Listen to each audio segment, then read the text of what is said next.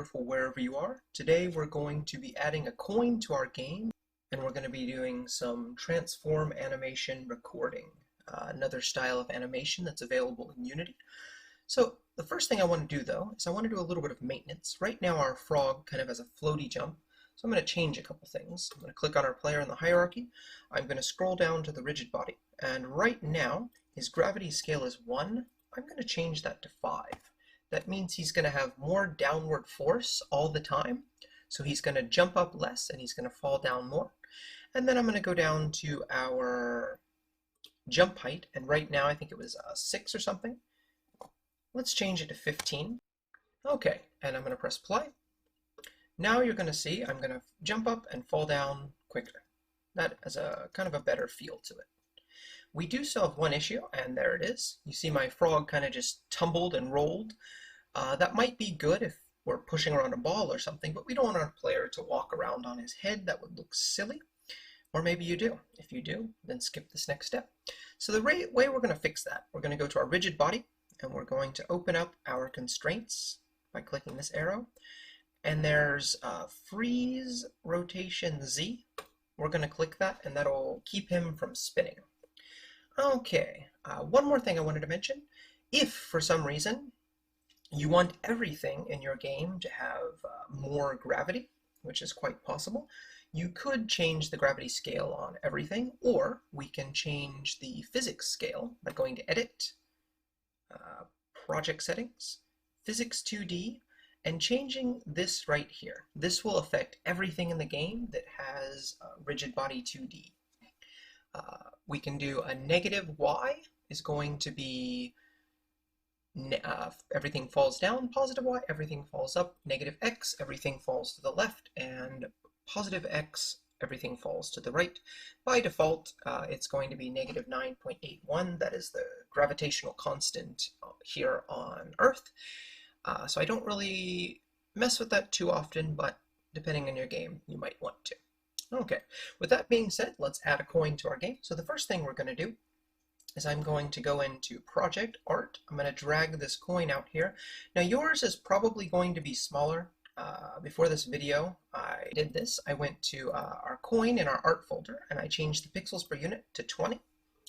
So now I'm going to click on our coin here. I'm going to go over to our hierarchy. I'm going to click F2 and I'm going to name it item underscore coin. Okay, and I'm going to add in the inspector, I'm going to go to add component, and I'm going to add a circle collider 2D, which is the same thing as a box collider 2D, except it's a circle. Now, when people are playing your game, we want to make sure our players are always having fun and they don't feel cheated. So we're going to increase the hitbox a little bit bigger than what the coin actually is. So even if the player doesn't get right to it, they're still gonna get the coin, and that'll make them happy, which will make us happy. So we've added our circle collider 2D, and we've increased the size so the item's a little bit easier to collect. So the reason this coin is black and white, and this is a big tip for you, if you have items that you're going to collect multiples of in a game, sometimes it's a good idea to convert something to a black and white scale before you import it, because we can go to color, and I can move in the square. I'm going to move this to the right so it's showing color. Now I can make this any color I want. If you have a game where you have to collect gems, you can change the color and make 5 individual objects for different colors. If you want to give the coins different values based on their color, we can do that as well. But for now, I'm just going to keep this as a gold coin because that looks good. Okay, so now I'm going to go to hierarchy. I'm going to click on item coin, and we're going to do some animation now. So I'm going to go down to our animation window, click create, and I want to make sure I hit assets so I can go to animation, and I'm going to name this item coin spin, and I'm going to click save. So now we're going to record some animation, and what that means is we're going to press this button here. Any change we make, it's going to record that. So the first thing I'd like you to do is we're going to change our rotation. So I'd like you to go to in your coin, while this timeline is red up here, so we're recording, in your rotation, I'd like you to change this to any number. Change it to 5 and then back to 0. And the reason we did that, it's a shortcut to creating a keyframe here. We could go to add property, transform, etc., and hit plus, but it's much easier to just change one thing and change it back because it'll automatically create a keyframe for you. Now I'm going to click on, say, frame 20. And wherever this white line is what you're currently editing. This is going to be frustrating. You're going to edit the wrong thing several times. Just remember, wherever the white line is where you're currently editing.